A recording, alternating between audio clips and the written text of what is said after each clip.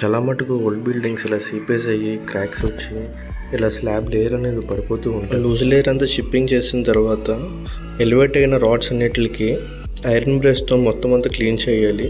తర్వాత zinc primer అని చెప్పి మన మార్కెట్లో అవైలబుల్ ఉంటుంది.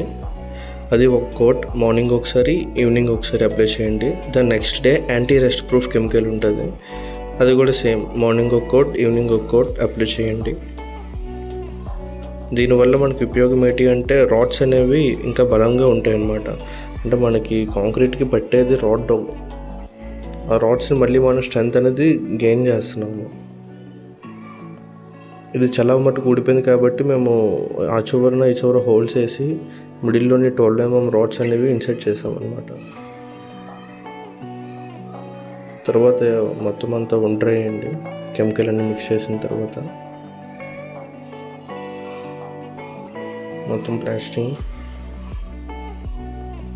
ఇది 3 days ప్రాసెస్ అన్నమాట. ఫస్ట్ డే సగము మనము ఆరేయాలి, సెకండ్ డే ఇంకొంచెం, last day third day finishing అవుద్ది అనమాట.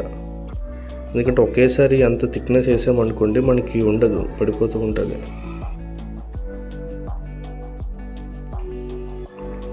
Total 3 days process. 1 dayలో మాత్రం చేయొద్దు, ఎందుకంటే చేసిన యూజ్లెస్ అవుతుంది. అంటే మనం చేసినప్పుడు వాటరింగ్ అనేది మస్ట్ అండ్ షుడ్ అండి. డైలీ 2 times కంపల్సరీగా చేయండి వాటరింగ్ అనేది, ఎందుకంటే ఎంత వాటరింగ్ ఉంటే అంత మనకి స్ట్రాంగ్ అనేది ఉంటుంది. Total final finishings